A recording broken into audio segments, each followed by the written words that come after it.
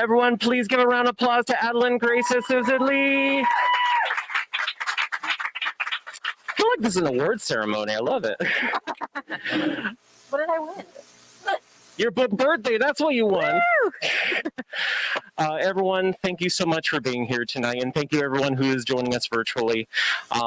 This has been an event long in the making, as Adalyn, I am sure you are very much aware of.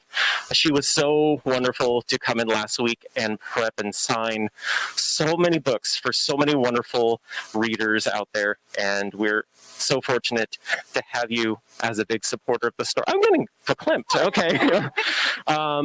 So obviously, Adalyn Grace, New York Times bestselling author, All the Stars and Teeth. We are here for her book birthday of Belladonna, which has been getting awesome reviews. We're so fortunate again for you to be here doing it.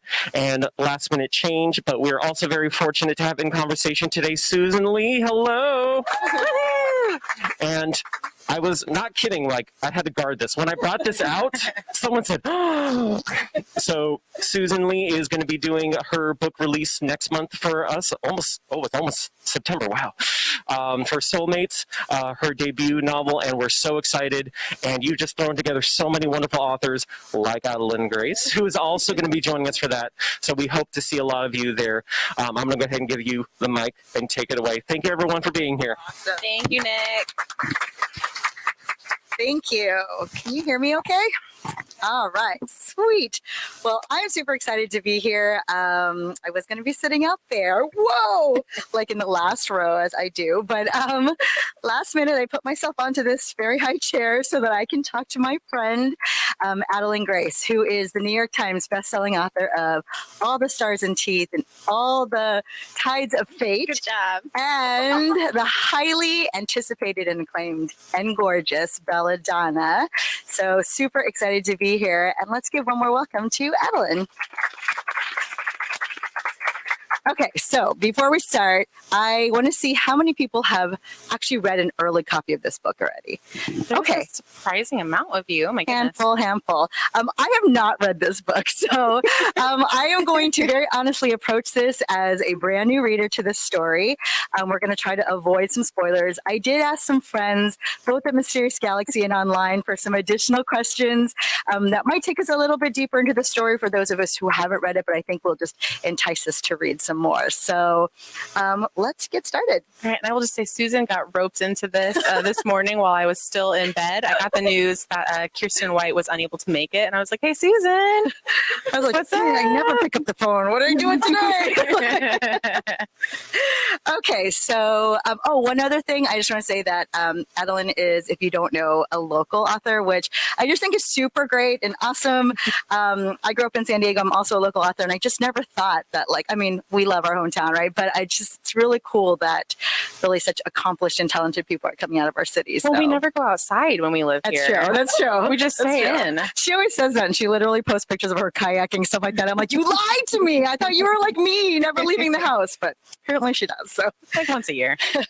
Okay, so I'm going to start by asking you what inspired you to write this book.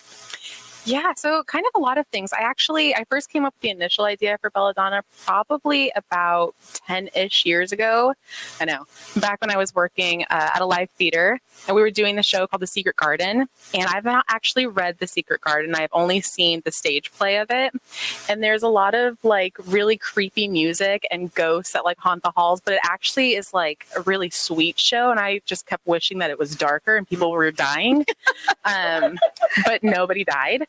And then during that show, I was actually working up in the rafters, and nobody really knows that you're there. I was doing the spotlight, and I just kept looking down. I was like, what happens if I fall? Would I die? Would people see me? I guess I just kept getting bored and contemplating my mortality. Okay. As you do, So I actually started drafting a very early version of this book that was very, very different. I wasn't sure if it was going to be a middle grade. I wasn't sure. I know. Okay. Definitely not a middle grade now. while I was on submission for All the Stars and Teeth, while waiting to see if anybody was going to buy that book, I just had to write something to not freak out every single minute waiting for somebody to email me. And I wrote a very messy, very early version that is not anything like this, but it helped me figure out what the story was going to be. And then I wanted Death to be a character and how involved I wanted Death to be. Cool. Yeah, so it was a long time in the making. Awesome. I think that is super cool. We're going to talk about Death in just a little bit. So, because this is going to be a happy time tonight. So, I just found out in the back, but I'll ask for the crowd, what does the title Belladonna mean? Yeah, it is a type of nightshade. It's a flower, and it's poisonous. Oh, okay. So it means like different things. I know that people, like there's some sort of thing with an eye, like they say that if your pupil like dilates, I don't know, it's like supposed to be attractive in some sort of world, but I know it for the berries and the flowers that are poisonous and deadly. Okay, great. The funny thing is I originally thought that was the name of the main character of the book, and then when I read it, I'm like, no, that's not it. So now I had to ask. So cool. And then obviously, this is one of the most striking covers I've ever seen, and I don't think anyone would disagree. Do you want to see a surprise? Yes. Show us. That's going to be a surprise to nobody. Dun, dun, dun. Ooh, I can't see. Oh, yeah. Let me see. Oh, yeah. First, me first. Oh, okay. Oh, my God. That's so beautiful. Oh, yeah. Thank you. Oh, my gosh. So in every edition, it's like this? Or just the first? For the first printing. Yeah, for the first printing, it has this. For the first printing, we have this beautiful white case here, as you can see. Very limited. Tell us how this cover came about. Yeah, so I am obnoxious to the point where I will send Noted. I will send my publisher pages. Literally, I think this document was 6 pages of covers I don't like, what I do like, what kind of inspiration, like what I think would be perfect for this book. Pinterest board? Oh yeah, Pinterest mood board. Also, Soundtrack. Also playlist on Spotify. The Spotify playlist, Just for the YouTube. cover. Yeah, I will send them literally everything that I have. And I was very, very fortunate where they kind of like, they had the same vision that I did for this. So we ended up going with, I sent a similar artist, similar like realism artist. I'm not an artist. I don't know the right words. And they found somebody else who I had never seen before that was perfect for the cover. She sent over 3 sketches and we went back and forth, and there was a lot of back and forth of like, I get on Photoshop too. And I'm like, what if we did this? What if we changed this color? And they're like, dear Lord, would you please stop talking? And eventually we got to this very beautiful version. And then for the case underneath it, when we had a marketing meeting, I made a PowerPoint presentation. As one does. As one does. For all things. And I brought it forward and I was like, here's a list of books that have had similar things. And here's how they did with their sales the first week. And what do you guys think? Should we do this for ours? So you added data as well. I had data. Okay, I had pictures. It was a full like 12-page presentation that none of them expected. None of them knew that they were getting this. I was just like, here we go, guys. Let's talk about me for a second. Well, clearly it worked. It did. And you're okay with it, right? I'm kidding. I guess, yeah. It's gorgeous. So I have been told that you are, quote unquote, deeply in love with this book. What makes this one special for you? Yeah, I think that it feels the most me out of any of my projects. And I think it's just, my parents in the audience, they can attest to this. I was a very weird kid. And I, like growing up, I loved Sweeney Todd and like Death Note and all these things that are kind of a little dark. And my parents would make jokes sometimes. They'd be like, should we lock our door when we go to sleep? Your mom is totally nodding. She's like, yeah. Yeah, they would always joke about that. And I was always like, I don't know, Sweeney Todd was my relaxing music on a beach vacation. So I just have always kind of gravitated towards things that are a little weird, a little dark, not necessarily scary. I actually don't do well with horror. I'm a huge baby and I will like scream and jump in the audience. I don't watch horror movies at all. But I like things that are weird and dark and kind of a little morbid. But I also really like things that are like glitzy and period pieces, and especially the Victorian era. But you pair that with like the Bridgerton glittering dresses and the social life and the courting and all of that. And it was just very fun. And I feel like, third book, I'm not debuting anymore. I have a little bit more freedom. I've established myself a little bit as an author, and now I just get to do what I want. So I got to go a little bit darker, a little bit more mature, and it just feels more kind of like what I would have loved growing up. So yes, I do really love this book. Actually, I'm going to jump on that. There's a question I was going to ask a little bit later, but I have a question about genre category for this book, because I think that like we were talking, we had Korean barbecue today. So Can good. you guys smell it? No, just kidding. But I was like, wait, is it historical? Is it fantasy? Is it, there's actually, it covers, it touches on so many different kinds of these categories. So how would you kind of pitch this book to someone who approaches it from a high fantasy reader perspective? And how would you pitch it as someone who approaches it as a romance reader perspective? I would probably pitch it the same way regardless, because if you look on my Instagram, I've been very consistent about my pitching for this book. Like every single one is like, this is a gothic infused romantic murder mystery about a girl who has to team up with Death himself in order to solve a mystery. It's Bridgerton meets Knives Out. Like every single thing I post is exactly like that, because that is very much the book. It is a blend of different genres, and I don't really know how I got away with it or how I managed to sell that to a publisher, because I sold this having only written the first 3 chapters. We did not have the full book. So I was like, you guys got to trust me on this. I heard the bookstore freaking out where to shelve it. They didn't know where to put it. I'm just kidding. But I can imagine. Well, yeah, because it's, it's a period piece. It's gothic. It's a murder mystery. It's a romance, and it's a fantasy. So how do you pitch that? I was actually very curious to see how my publishing team would, and when they announced the book. Is there rom-com in there too? I'm just kidding. I mean, with my sense of humor, yes, it's a little dark, but I don't think you would consider it a rom-com. Got it. But yeah, my publisher came up with the term gothic infused, and I was like, okay, well, we are using that. That's what it is. Got it. Actually, that works for me. I think I get a better sense of the book now. I'm going to ask about some of the characters, and because I'm a little bit obsessed with a couple things that are going on here. But let's start with Signa, who is main character. I think you wrote her as kind of like this very strong girl who's gone through a lot of SHIT in her life. So sorry. So, but I'm curious what you find are Signa's hard sides, but then also on the flip side, what are some of her soft sides? Well, I think Signa is just a total oddball. She's very weird, and it's because she grew up not really being able to connect with anybody, because everybody she tried to connect with died. As they do. So she has this like anger, and she wants to. When we meet Signa, she's trying to kill Death himself, and it doesn't really work in her favor. But she does not like him, and she wants him out of the picture because she has grown up being able to. Sure, she doesn't like it. I'm not gonna wink her. That looked like I was having a spasm. Sorry, but sure, she doesn't like Death. That was a little Popeye. Yeah, she grew up like able to see spirits and able to see Death, and just wanting him gone because she feels like he's ruined her life. So she is very weird. When she first tries to meet another main character in the book, she's actually the girl who's sick. Her name is Blythe.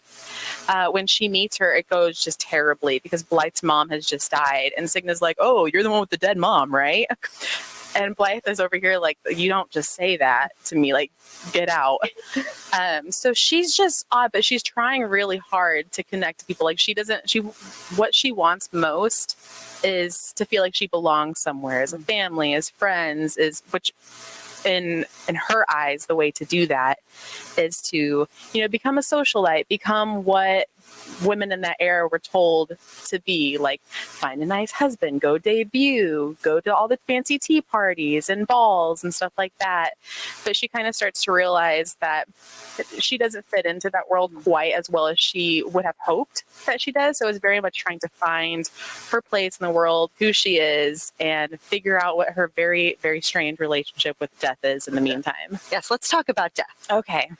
So I'm obsessed with this notion of Death as a character, as the love interest. For those of us new to this book, I mean, obviously, I think we get a sense of where it's going, but are we supposed to like him, hate him, hate that we like him? What's the deal with death? That's a great question.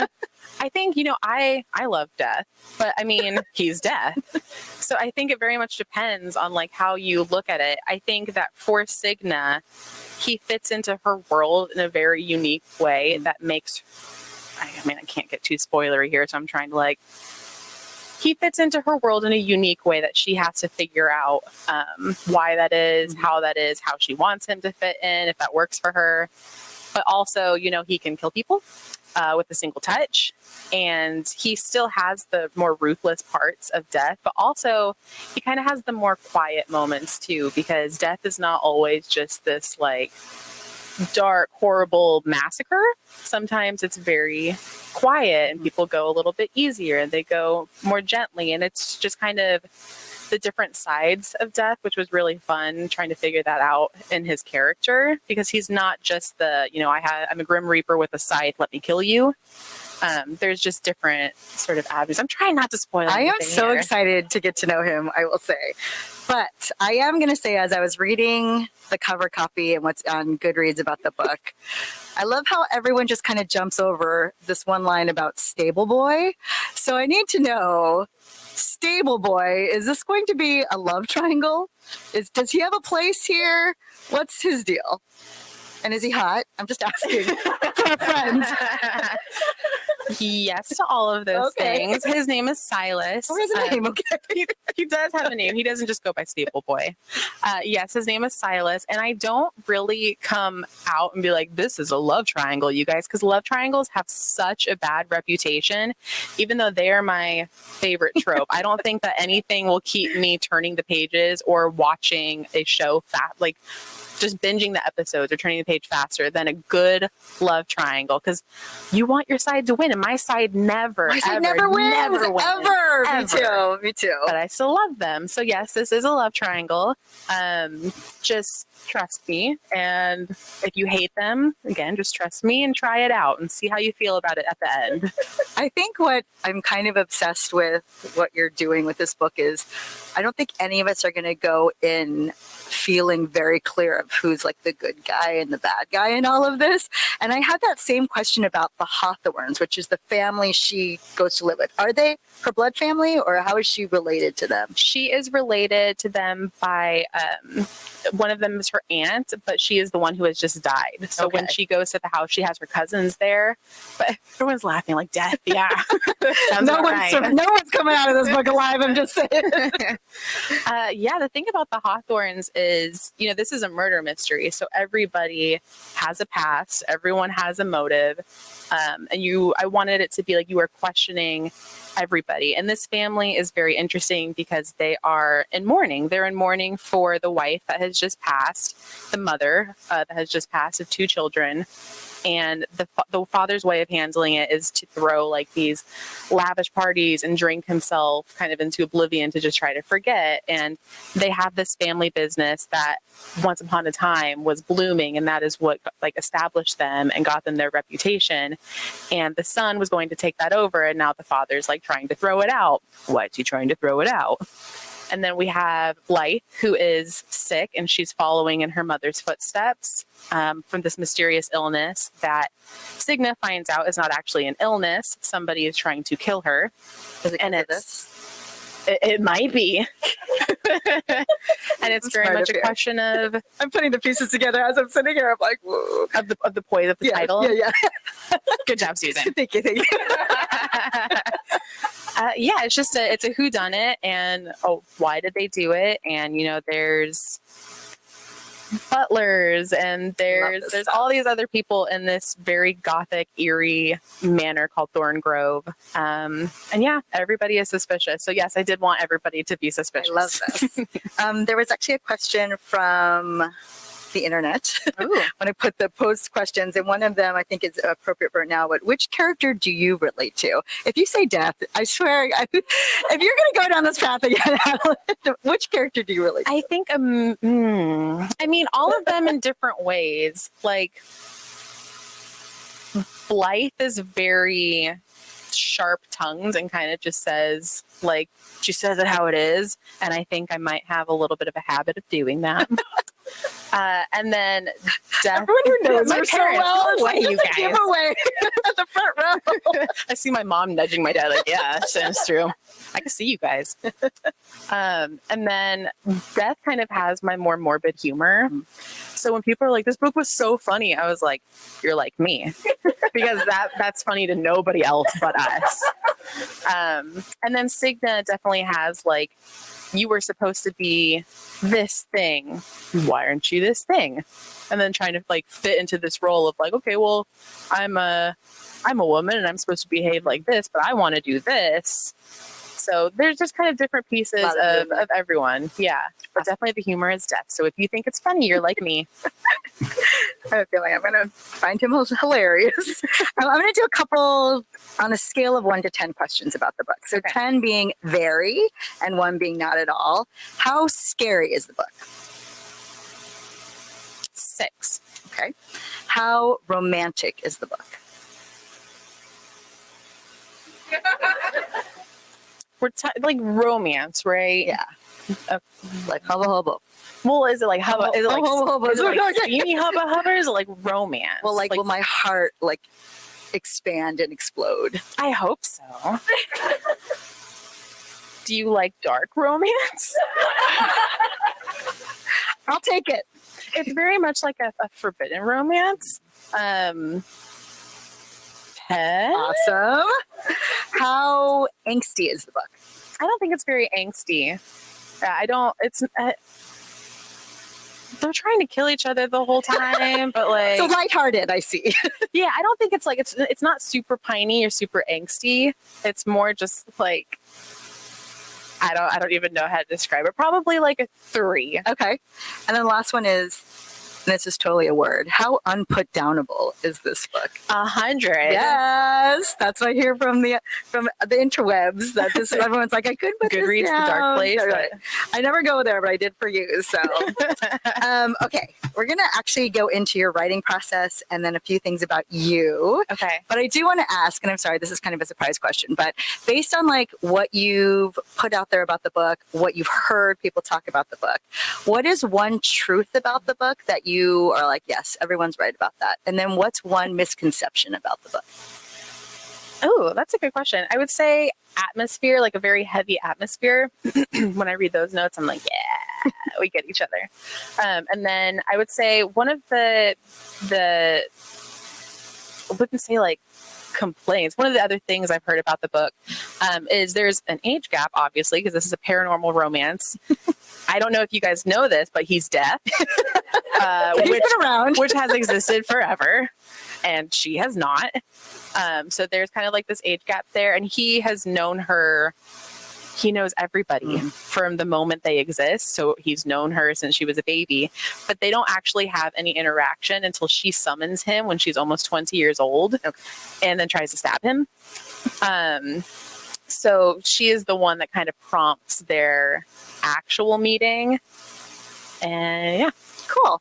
Well, I'm going to use that as a segue to talk about you. So tell us, Adalyn, what is one truth that people are right about you, and what is one misconception?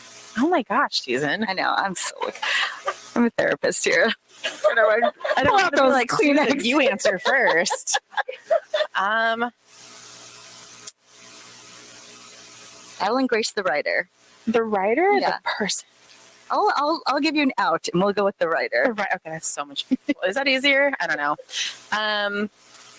That I just, can magically pull words out of thin. No, this, Susan, this is no.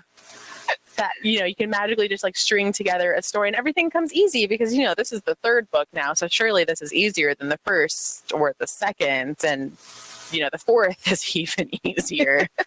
No, and then the truth. A lot of people say that I like writing grim, dark things, and I think that's pretty true. The joy on your face as you talk about it. They're like, very telling. No, I think it was, she does a book club. Her name is Coco, and I saw one of her reviews, and she was like, yeah, Adalyn always pairs like these dark things with these like glittering things. I was like, yeah, that sounds about right. Like a little bit of murder, a little bit of blood, a little bit of death, and a dress. So I haven't known you long, but I would say of the time that I've known you, you are probably one of the hardest working people I know, though. Oh, well, thank you. Yeah, she's always just like, I'm This is sitting the there going, lie. I lay on my floor. I lay on my floor and stare at the ceiling. like the amount of determination to get stuff done and get through stuff is very inspiring. So, okay, you're writing. I'll make it easy. So we're going to do a who, what, when, where, and why about your writing. Who do you write for? Me, because I think that is like the only thing that you can really do, because if you're trying to write for other people, it's probably going to be you're writing what you think that they want to read, as opposed to when I wrote this book, I was like, what is fun for me? What are all the things that I love? And then that way the people who go to read it, like they're going to love those things too, you know, and then we're all happy. Yeah. So yeah, Awesome. me. What got you into writing? Neopets. This is really taking a turn that I was not expecting. So I was addicted to Neopets when I was a kid. And there were these role-playing guilds and role-playing boards. And, you know, most people get into writing by liking reading first. I was not that much of a reader at that age. I was like, oh, what's happening on this little section of Neopets that I spent all my waking hours on?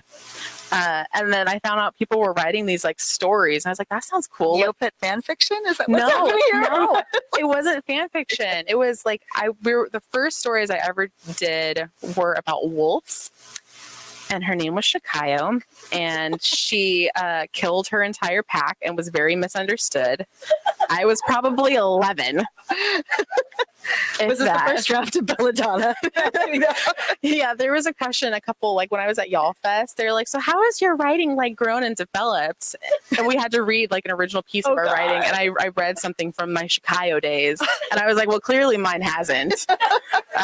So yeah, I met friends. I met friends through Neopets that I still know to this day and still talk to. And we would like make these stories together. First it was the wolves, and then it was vampires, and then it was like gifted boarding school. I never did fan fiction. I was always just on the freaking Neopets role-play guild. Okay. Nerd. When do you write? When I'm done with my emails and my admin. Honestly, not nearly as much as I would hope to. I feel like that's like a misconception about being an author. Like, oh, you write full time. Like you just get to write. No, I don't. I get to answer 50 emails a day and then post on social media and then post on social media again and then respond to people on social media and then go back to my emails. So there's very like little time for actually writing. Are you a typical person, like I love to write in the mornings versus the nights, or just when what is the term? Fancy? What hits my fancy? Is it hits my fancy? When it strikes your fancy. My fancy. When it strikes your fancy. I'm so bad at those things. It kind of depends on the book. Do you have a consistent? Because mine depends on the book. I never write. This is why I'm so miserable. I always talk myself out of writing. Exactly, because there's never enough time. With Belladonna, it was very much like I was drafting on October nights with my windows open and a candle lit and the breeze blowing through my window. It really was. And which I think is why the atmosphere is like, there's so much atmosphere in this book. Because I was like, it's October. We get to be spooky. Some books are like a pain in the butt. And they're like, I like to be written past 10 p.m. when you're supposed to go to bed. And that's kind of what I'm experiencing with Foxglove right now, the sequel. Other books like A Stars and Teeth I wrote in 3 weeks because I could just write it at any time of the day. So every book's a pain in the butt in a different way. Got it. Where do you see your writing career going? I was going to say something which actually is not true, and I'm like so inappropriate. I mean, I guess you never know where it's going to go. Where do you want it to go? Well, Susan, I'm a Slytherin. So it's like, I remember I grew up in Arizona, and that's where, for anyone who doesn't know, that's where Stephanie Meyer is from. And I was very, very highly into Twilight. I went to like the Eclipse prom and all of like her book signings growing up and stuff. It was bad. I was in deep. And I remember watching her incite a war between Jacob and Edward. And I remember the readers literally like they would like cut each other's throats over this. And I was like, I want to be like that one day. Yes, it's my dream. I too would like to inspire a war like this. Ooh, So hopefully I'll get there one day, Susan. it's amazing. I'm gonna stand Adalyn's good side as best I can. And then lastly, why do you write? Because I literally don't know what else I would do. I started writing back in my Neopets days and I was like 11 and I didn't do anything else. So I have no other skills. That's it. This is it for me, guys. Buy my book, please. Okay, so I asked some of your friends. Oh boy. What question do I have to ask Adalyn tonight? So, true to form, your friends are all over the place, but here are a few questions that we want to know. What is harder, drafting your book or training a puppy in pandemic? Oh my gosh. This puppy, her name's Meadow, and she almost killed me. She had some health issues when we first got her and was just like, she was the hardest thing I think I've ever done. Books are also really hard though, so I think it depends on the book. But I think raising Meadow in particular was probably the hardest. Mm-hmm. If it was like any other puppy in the world, drafting a book would be harder. Meadow was tough. What one food would you choose for the rest of your life? Ooh. This person says they know exactly what you're going to say. Oh, who is it? No. Once you say it, then I'll tell you. I think I would choose sushi. Oh, yeah, she was right. It's Kristen Dwyer. Yeah, okay, she was right. She's right. Dang it. How many cats have you tried to adopt this year?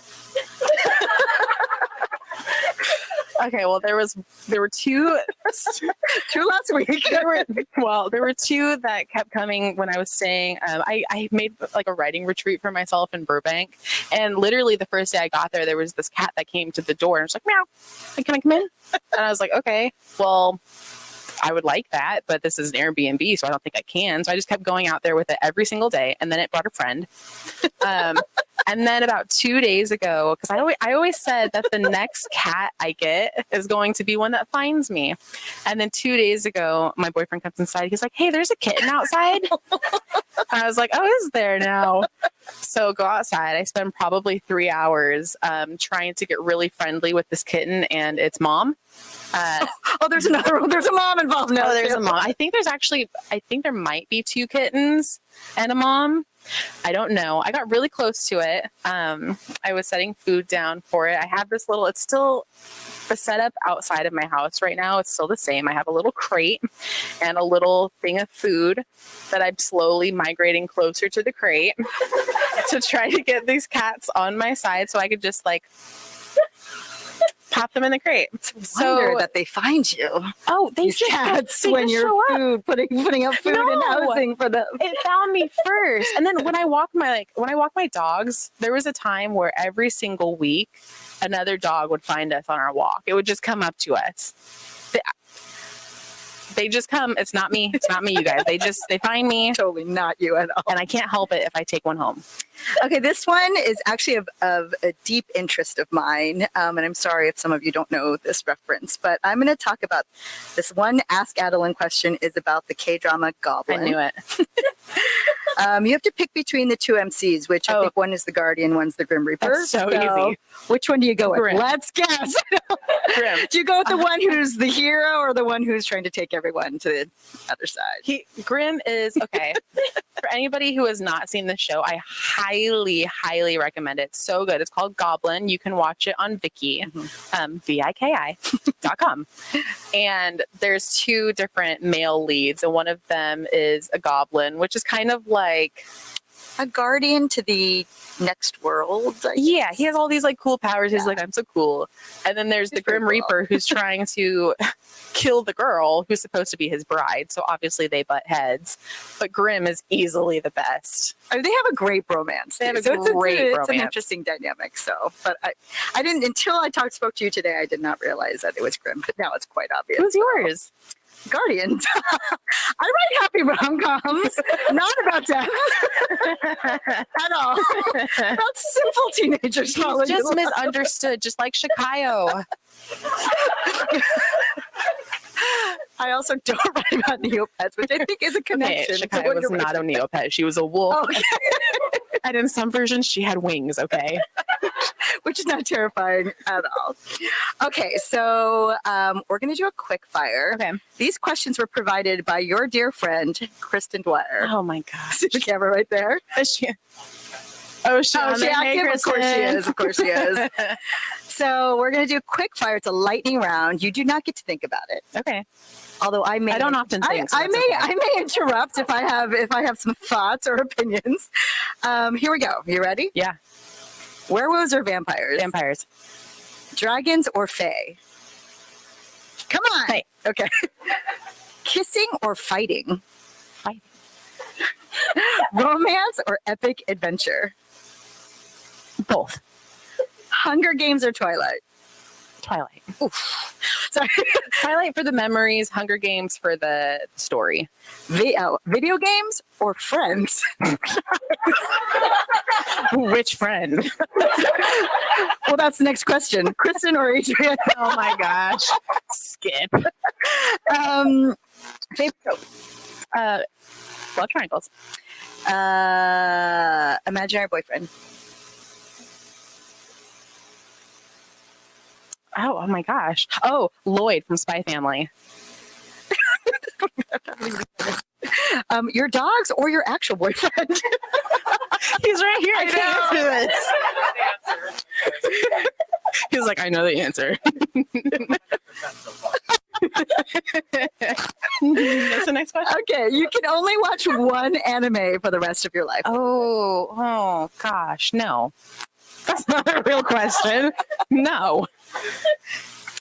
Full Metal Alchemist Brotherhood and Spy Family. I also like My Hero Academia. I'm not picking one. Okay.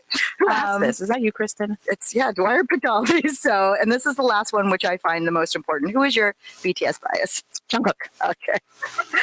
Awesome. So we have some questions from the internet, but I would also love to open up to questions here. So maybe we can do one, like pass it back and forth and stuff. So I also have little incentives for Ooh. anybody who asks a question. You can pick, if you didn't pre-order the book, you can get this little art print. They do come with all the pre-orders, so you don't have to get this one if you pre-ordered. There's also all the Stars and Teeth art. There's another one too. You can pick which one you want. And I think I might have like 2 of the all the Stars and Teeth pins. They're so gorgeous. if you ask a question in order of what you ask, you can come collect whatever you want in the signing line. And truly, you can also just pretend you asked the question I got from the internet if you want to. I'll just say it's from one of you. Okay, so let's start with a question from the crowd. First hand up right there.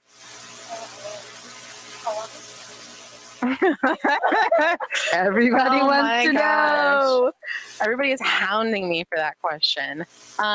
There is an announced sequel right now called Fox Club.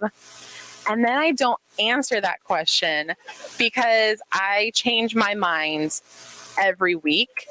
And it, my poor agent, I hope you're not watching this, Pete. I haven't even told him what I actually want to do with this series. I have told him to an extent. And then it's just like, this was supposed to be a standalone. And then I wrote the ending and I was like, here you go. And for anyone who's read the ending, they know that it is a little bit of a cliffhanger. Actually, I think someone in Goodreads said, how dare you end this book like this in all caps? So Yeah. a little bit of a cliffhanger. Okay. Yeah, and I just have a habit of continuing to do that. And surprising my publisher every single time. So we'll see. Gotcha. One question from the interwebs, which the interwebs actually means the Mysterious Galaxy staff, who just reviewed this book today, and I begged them for some questions about there. So thank you, Kelsey and Michelle, specifically. What research went into this book, from learning poisons to Victorian customs? A lot. So the customs in the Victorian age were definitely probably like the heaviest thing I researched. Although I like to say that this is not 100% historical. It is inspired by the Victorian era because I like to cheat with everything. Same thing when I wrote All the Stars and Teeth. I was not going to spend 5 years of my life learning how to sail a ship. So I was like, how do I get around that? Magic. Easy fix. Fake ship. Fake ship. So I kind of do the same thing with Belladonna to an extent. It is a lot more accurate than All the Stars and Teeth. And the majority of things you see in terms of like how people were courted back in the day, like dancing cards and calling cards and stuff like that, that all makes its way into Belladonna, or maybe Foxglove has some of it too. I don't know. They all kind of merge in my head. But did you watch Bridgerton as research? I wouldn't say I had written the book. Okay. I drafted the book and had sold the book before Bridgerton came out. And then I watched Bridgerton and I was like, more dresses for sure. Awesome. Another right here question.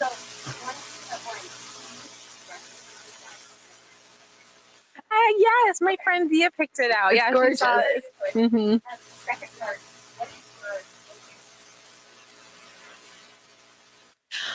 I'm like, don't even. I'm like, don't be that friend. Don't be that friend. I can't say Soulmates. Well, Soulmates comes out September 20th. Oh my goodness. What else have I really wanted? I am so behind on things. One of my most anticipated was going to be the 4th Nevermore book, but I think it just got pushed. I listened to those. They're middle grade series and they're so fun. I listened to the audiobooks of them and absolutely love them. I'm reading Spells for Forgetting next. I really do. I really am. Adrian Young. I know she's my friend, but I really am genuinely excited for that one. Babel just came out. I'm very curious about that one as well. There's a lot, and I know as soon as I leave this building, I'm gonna be like, oh, I should have said that one. But a lot. Those are amazing. From the internet, I don't know why I keep saying that. From the Mysterious Galaxy staff, who would your fan casting be? Ooh. Yeah, this is always the hardest question. This is really hard. I mean, Death is all about the voice because he is a shadow. So I have no idea. I just want a really nice voice for Death. In terms of a shadow with a nice body. I'm just like, is the outline? He's a shadowy figure that is a romantic interest. So I guess you'll have to read it. Does he lean in the doorway? Like, is he wearing gray sweatpants? Those are the best sweatpants. Gray sweatpants. I don't think sweatpants existed during that. But there's a scene where he's like sitting he makes this like fake chair for himself and is sipping like pretend tea, mocking her. There's that. Love a good mocker. I actually do find that very attractive. It's a nice trope. Yeah. Silas is really hard. All of the characters are really hard. I'm not actually like very picky about aesthetic or how they look. I think that a lot of it just depends on seeing them and seeing like an audition or something. But I did watch Stranger Things, the most recent season, and Jamie Campbell Bower. I would have never, ever pictured Jamie Campbell Bower because aesthetically, he doesn't really match how I've described Silas. But something about like his attitude, especially when he was like portraying that character, I was like, I like you, Jamie. So he's the only one that I have any idea for Silas. For Cigna, there's a couple, I thought Elle Fanning could be really great, or Anya Taylor-Joy. There's a newer actress. Her name's Emma Laird. And anyone like British, we could do a cool British accent. Yeah, there's a couple, but again, it's like, I know I say these ones and then people are like, but they're all blonde, which they are. All the women I just named are all blonde and Cigna is not. But I don't get hung up about like the aesthetics at all. It's just them. Yeah. Their overall vibe-ness. Yes. Yeah. Okay. How about from the audience? Oh, right there in the blue. Ooh, that's such a good one. Ooh, okay. A lot of people have comped some parts of Belladonna to The Invisible Life of Addie LaRue, and I feel like that definitely is up my alley, that sort of vibe for that story. So that's probably one that if I had the idea before Victoria, could have been really great. How alike or / different has this book become from when you first drafted it to the end? Are we counting when I actually first like sat down and started drafting this story, or like 10 years ago? No, yeah, not then. Okay, it's honestly We get it. You've been into death for a long time. It's very clear. it hasn't changed that much. It really hasn't. I didn't have to cut any scenes out of this book. Like when we did trimming, it was all just like tightening words. There were no scene. Actually, that is a lie. There was one single scene cut, but it made it into the Barnes and Noble edition. But that's it. So it's really, really similar. Awesome. Mhm. Good thing. There's a question back there. I haven't. Would I like it? Okay.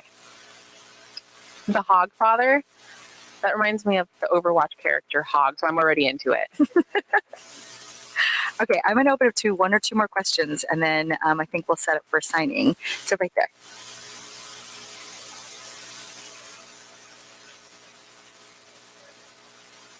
Ooh. Oof. Well, You guys are as I good. established earlier, I'm taking Lloyd from Spy Family. He'd protect me. And we would go, honestly, I could time travel anywhere. I'd go to the future. Oh man, the future's scary too. Yeah, the future's scary. But also the past, like this is a very romanticized version of the Victorian era. Because like if we actually went to the Victorian era, it'd be pretty dirty in most parts of it. Bathing was optional. Yeah, bathing was optional. Toilets, not really a thing. But you kept strong thighs. In my head, I still want to go to the Victorian era. 'Cause I'm like, but the vibes there.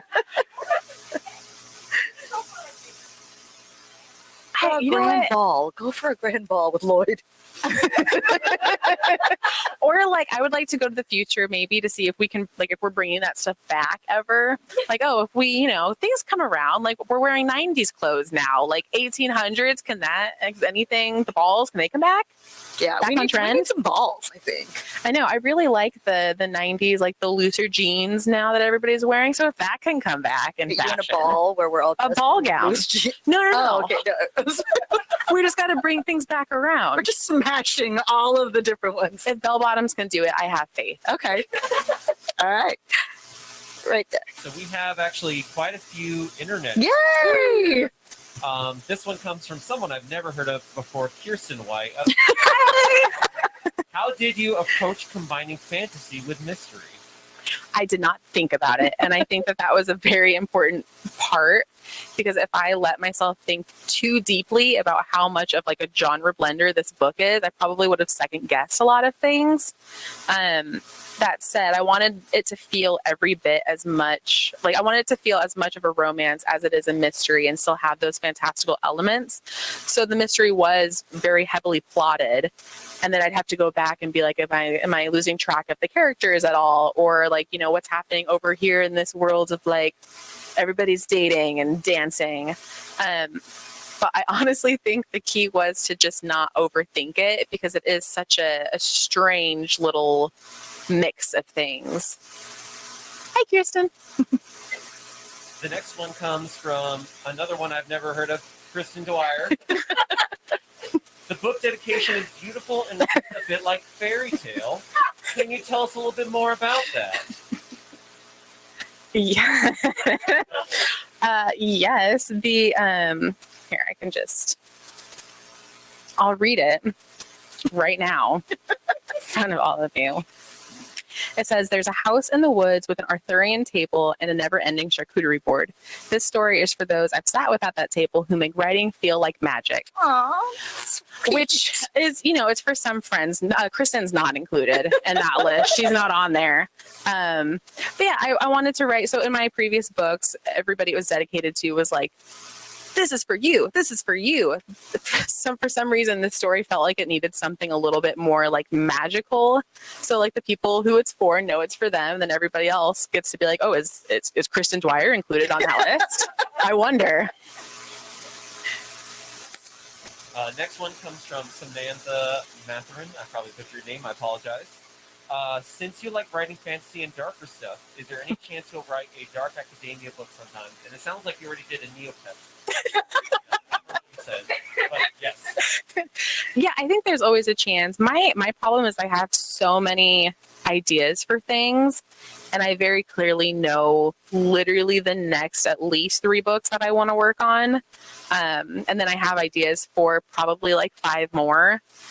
And anytime I listen to like Broadway or watch a good anime, I'm like, oh, here's a new idea. So yeah, if I found the right idea for it, 100%. We can't talk about this, Dia. The comment was, by the way, so there are 8 more Belladonna books. Who's wondering in the chat.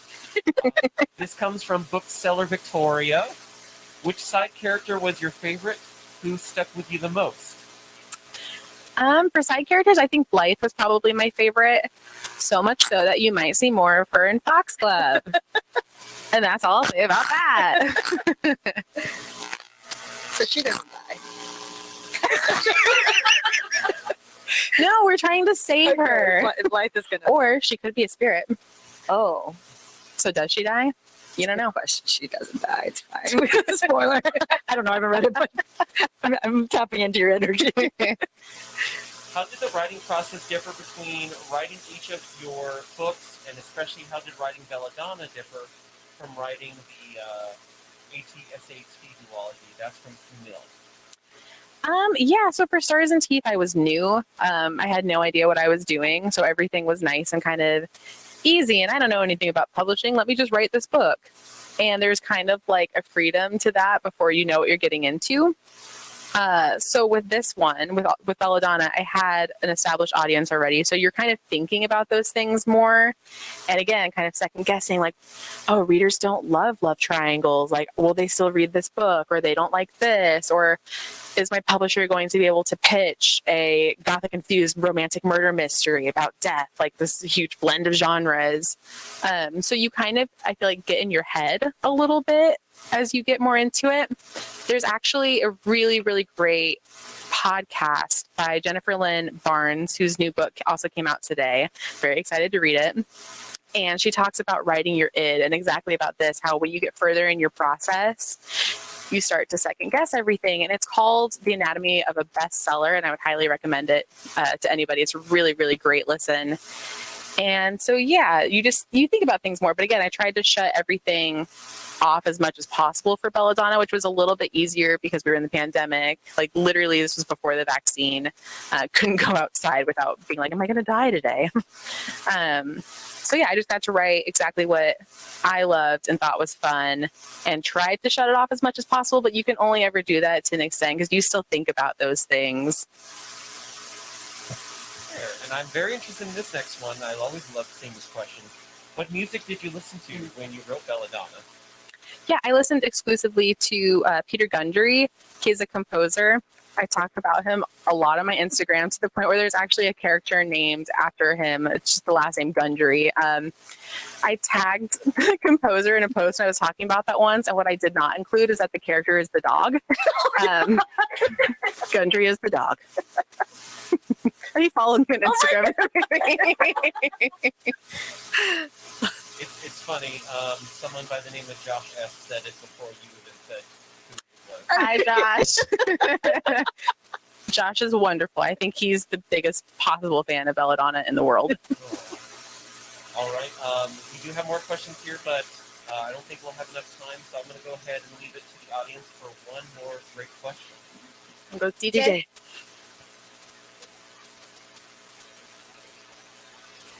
Oh my gosh, Susan, go first. Okay. So I read predominantly romance books. And I hate when people say, oh, I'm reading a book that isn't out yet. But I actually just finished a book by Kate Claiborne called Georgie After All. And it's delightful. One of the best things I've ever read. So That's the hard part because I feel like what I read too is exclusively books for work, which are like early copies of stuff. But I will say this one because I think you can request it on NetGalley. It's called Seven Faceless Saints by M.K.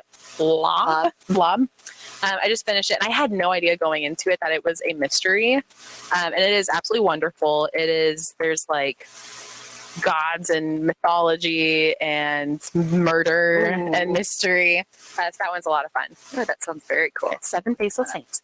Also, I just noticed one, but Scandalized over there by Ivy Owens is also a terrific read. One of my favorites of the year.